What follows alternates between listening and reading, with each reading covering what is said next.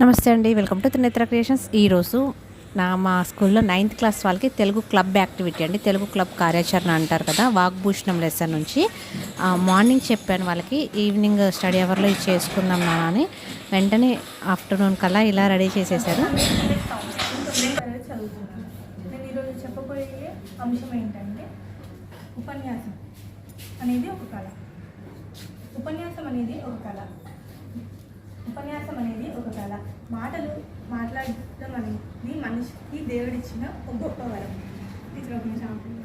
ఒక గొప్ప కళ. మాట్లాడడం మనిషికి దేవుడిచ్చిన ఒక గొప్ప వరం. మాటలు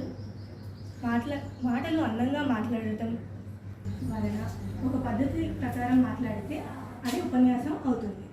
వక్తృత్వ కళలో అందరూ నేర్పులు సాధించవచ్చు. మాట్లాడడం నేర్చుకొని తమ జీవితాన్ని బంగారు బాటపై నడిపించుకోవచ్చు. వక్తృత్వం రాణించాలంటే తగిన పాండిత్యం అవసరం. అతడి మాటల్లో గాంభీర్యం, సంస్కారం ఉంటుంది. భయాన్ని, అనుమానాన్ని వదిలి ధైర్యంగా మాట్లాడుతూ ఉంటే మంచి ఉపన్యాసకులు అవుతారు. చక్కగా పొందికగా ఎదుటి వారితో మాట్లాడగలిగే వారికి అన్ని విజయాలే సిద్ధిస్తాయి. మంచి ఉపన్యాసకుడు నాయకుడు అయితే పార్టీకి ప్రజలు ఓట్ల వర్షం కురిపిస్తారు. మంచిగా నేర్పుగా మాట్లాడగలిగితే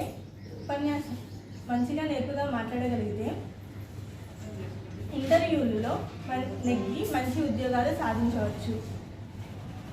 జీవితంలో సైతం మంచిగా ఎదుటి వారితో మాట్లాడగలిగితే వారి హృదయాలను ఆకట్టుకోవచ్చు. అందరికీ శుభ మధ్యాహ్నం. నా పేరు జయచారి. నేను 9వ తరగతి ఏ సెక్షన్లో చదువుతున్నాను. ఇప్పుడు మీ అందరికీ భారతదేశంలోనే యువకులందరికీ ఆదర్శంగా నిలిచిన శ్రీ వివేకానంద స్వామి గురించి తెలియజేస్తున్నాను. వివేకానంద స్వామి ఎంతో గొప్ప వక్త. అతని తల్లి భువనేశ్వరి దేవి, తల్లి శ్రీ విశ్వనాథ్ దత్త. తల్లి రూపంలోనూ ప్రవర్తనలోనూ ఒక రాణి వలె ఉండేది.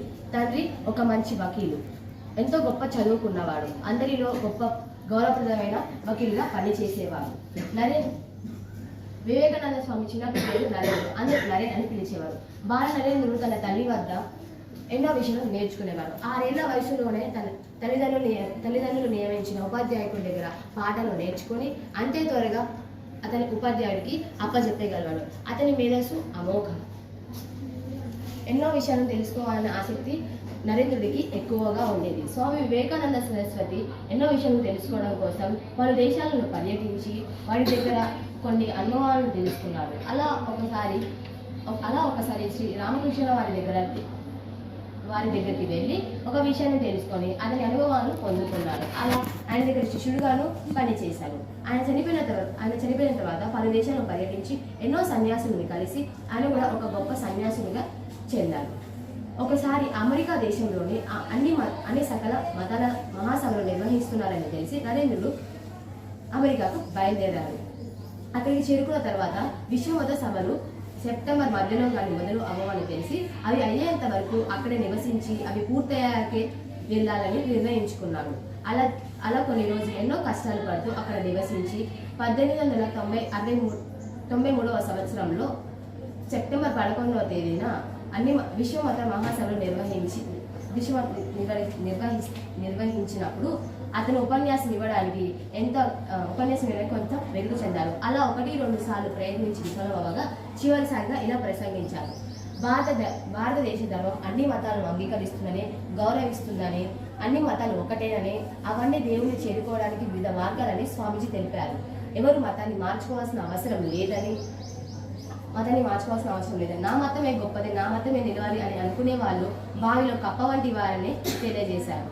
మిగతా భక్తులు అందరూ తమ మతాన్ని ప్రశంసిస్తూ మాట్లాడి, స్వామీజీ మాత్రం అన్ని మతాలను సమానంగా చూస్తూ నిజమైన మత సామరస్యాన్ని తెలియజేశారు. చివరికి అతని జీవితం ఎంతగానో శ్రమిస్తూ కష్టపడి పనిచేశారు. అతని భౌతిక జీవితం ముగిసింది. కానీ అయినప్పటికీ ఆయన పని చేస్తూనే ఉంది. ఎలా అంటే, లేవండి, మేల్కోండి, గమ్యాన్ని చేరుకోవడానికి కష్టపడని అనే ఒక నినాదాన్ని ప్రకటిస్తూ ఆయన చివరి క్షణం వరకు పనిచేస్తూ కష్టపడి ఉండేవారు. Thank you. కోపంగా మాట్లాడితే గుణాన్ని కోల్పోతావు, అధికంగా మాట్లాడితే ప్రశాంతతను కోల్పోతావు, అనవసరంగా మాట్లాడితే అర్థాన్ని కోల్పోతావు, అహంకారంతో మాట్లాడితే ప్రేమను కోల్పోతావు, అబద్ధాలను మాట్లాడితే పేరును కోల్పోతావు, అది ఆలోచించి మాట్లాడితే ప్రత్యేకతో జీవిస్తావు అనే గొప్ప నినాదాన్ని ఎంతో గొప్ప భక్త అయిన శ్రీ వివేకానంద స్వామి గారు మనకి తెలియజేశారు. నీ మాట మంచిదైతే నువ్వు చేసే పని మంచిదవుతుంది, నీ గుణం మంచిదైతే నీ భవిష్యత్తు బాగుంటుంది, నీ మనసు మంచిదైతే అంతా నీకు మంచిగా జరుగుతుంది. ఈ అవకాశం ఇచ్చినందుకు అందరికీ ధన్యవాదాలు.